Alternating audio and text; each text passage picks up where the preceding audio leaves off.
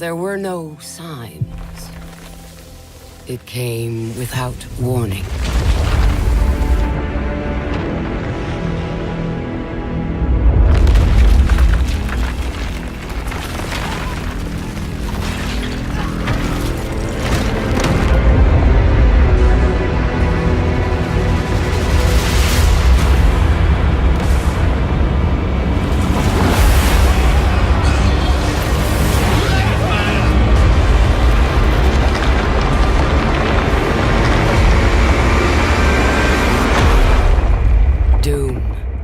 Came to us all.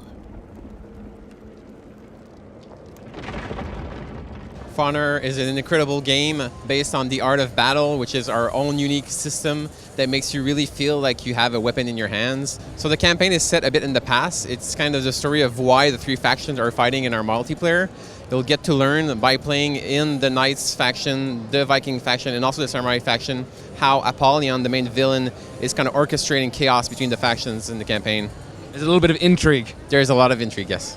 Now, you said there before the factions, you've got the Knights, you've got the Samurais, and you've got the Vikings. How do they play out differently?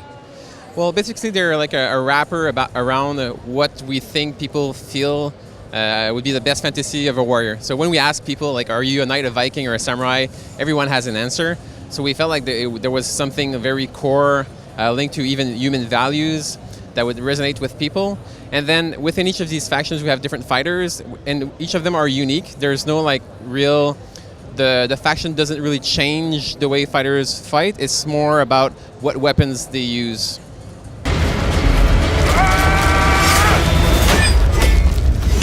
So began a millennium of conflict.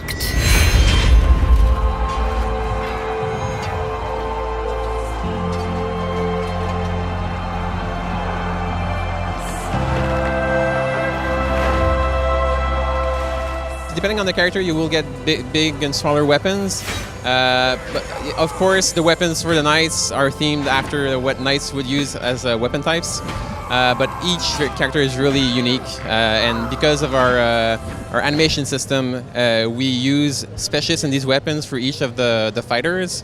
And when you get to play them, everything feels totally different. Even though like the core is the same, like the guard, blocking, attacking, guard breaking, and dodge, those are all the same. But the different fighters have different chains, different special moves.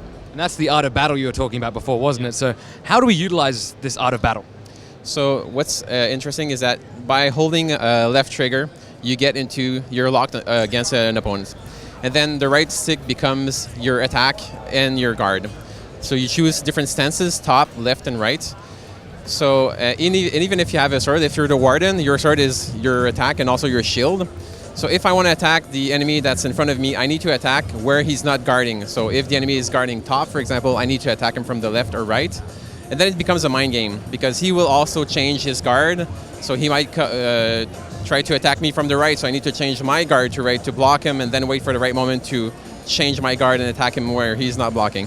So it's a combination of a dance and chess, essentially. I guess so, yeah, that's a good description.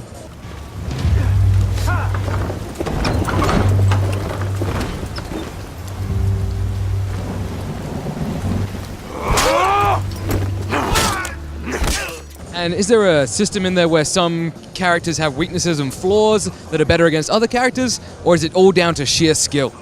A bit of both. For sure, different characters having different weapons have advantages or disadvantages against other characters with different weapons. So you have to take that into account. But then the skill, I think, is the most important aspect of the art of battle. And I saw earlier when you were going through the single-player campaign stuff, there's like lesser enemies and then there's more advanced enemies. Is that kind of the two-hit combo you go through the campaign with? Yeah, well, because we want to have variety in how you fight your enemies, and also we want to have feelings of big battles. So we need to create different types of enemies that would support these different roles of, I want a big battlefield where I kill a lot of enemies really fast. Those are our soldiers. And then you get into a one-on-one fight and duel a specific a hero or a captain or a sergeant. So it's really to create like interesting mechanics and experiences for the player.